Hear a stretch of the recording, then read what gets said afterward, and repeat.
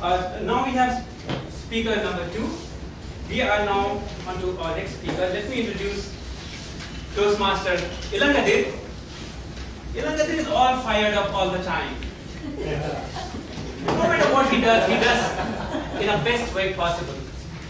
I really wondered how he's able to do that. Here I got the answer. He works in quality management consultant. He is a quality management consultant. So whatever he does with the best quality. So he will be giving his project number 3 from Competent Communication Manual. Get to the point. The speech title is Who is in Charge? Who is in charge today? Come, it's Ilangathir. And before that, the project evaluator for Ilangathir, please read out his objectives. But I am wondering why he is still in 3. I was wondering he was in the accounts manual. Select a speech topic and determine its general and specific purposes. Organize the speech in a manner that best achieves those purposes. Ensure the beginning, body, and conclusion reinforce the purposes. Project sincerity and conviction. And control any nervousness you may feel. Try not to use emotions. All the best. Thank you.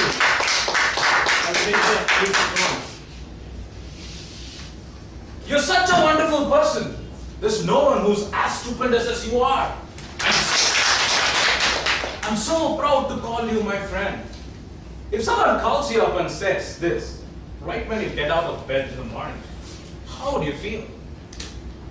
Happy? He's asking some help. Sorry? I feel he's asking some help too. I think I'm dreaming. Normally, a person would feel happy, energized, charged up, happy, excited. If the same person calls you up and says, "You're the most pathetic person I've ever known. You're selfish, so mean. You're a rude fellow. I don't even want to see your face hereafter." How would you feel? Rejected. Dejected, devastated, depressed. Grateful. Good afternoon, Toastmasters and guests. If a person calls you up and says, "You're good," you feel good. And if the person calls you up and says, "You're bad," you feel bad. So, who's controlling your life? Obviously, he is. That is being externally driven. I want to be internally driven. When he calls me up and says, "I'm good," it's good to hear those words. But in my opinion, I'm still a good human being. If he calls me up and tries to break me up, he really can't. Because in my own opinion, I'm still a good human being. In the last 26 years of my existence on this earth, I've faced several scenarios in which I've been unnecessarily appreciated and unduly criticized. All these incidents have helped me to learn several things about life. Today I'm going to share those experiences with you. It all started when I was 2 years old. My parents thought I was too brilliant to be wasting time at home, that they put me into LKG when I was just 2 years old. Few years later, I entered a dance contest at school and finished on top of the table, so I finished winning the prize, all that things. Everybody around me, parents, teachers, friends, thought I was going to be the next Michael Jackson of dance. I always knew that I never wanted to become a dancer because I was so afraid that I would break stages around the world. Few years later, when I was in class 12, in a parents-teachers meeting 4 months before the final examinations, my teachers told my parents, "Your son is such a gifted person. You have to be so proud of him. If he cannot become a doctor, nobody else in the school will become a doctor." 4 months later, when the results came out, 6 of my friends went on to become doctors. They entered medical colleges. I was nowhere close. So this unnecessary appreciation continued in college, it continued at work, And then I joined Toastmasters. At Toastmasters, I thought things would be different. Unfortunately, they were not. Whenever I'm called to give a speech, or to play a role, or when my speech is evaluated, I always hear very exaggerated appreciations that are so embarrassing at times. Last week in this very stage, the Toastmaster of the day invited me to play a role. He introduced me like this. Toastmaster Ilangathir is a very smart guy. That itself is exaggerated. Then he said, Toastmaster Ilangathir has won 10 Best Speaker Awards across different clubs. Now for the record, I've given 2 speeches. And I have not won any Best Speaker Awards. Life is not always a bed of roses. I've had my share of criticism in life as well. When I was very young, I always wanted to go and play cricket. My physical education teacher, my friends, everybody around me told me, Ilangathir, you're good in studies and you're so unfit. Why do you want to even come to the ground and try to play cricket? You can spend your time by doing something else useful. I told them, I like playing cricket. It's not that I want to become a Team India player or something like that, but I love playing cricket. It gives me pleasure. I went on to play for the under-13 district cricket team, when many other friends around me who criticized me did not even make it to the school team.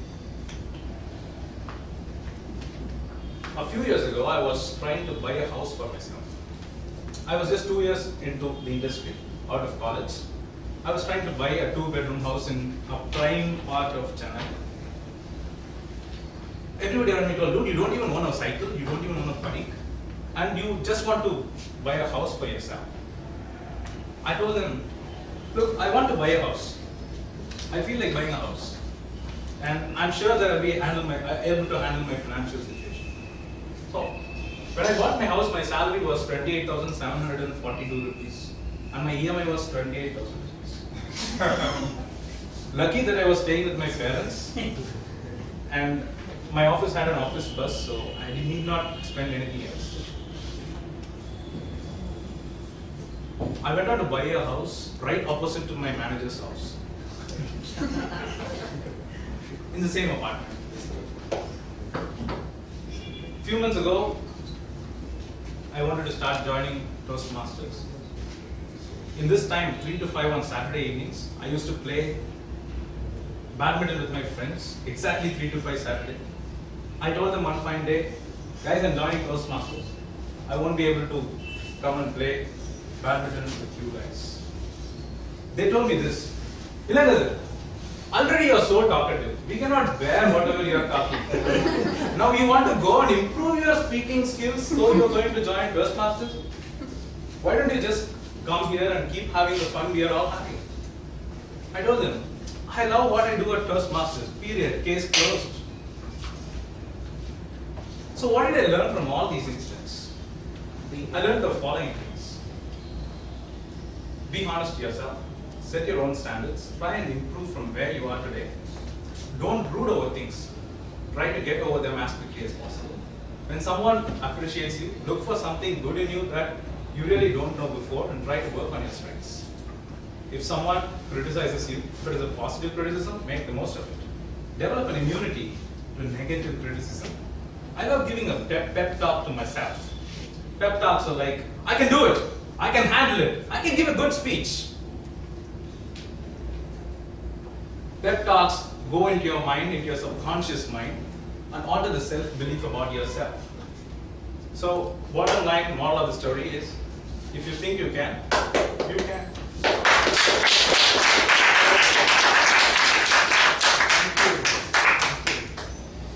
Thank you for telling your interesting incidents of your life.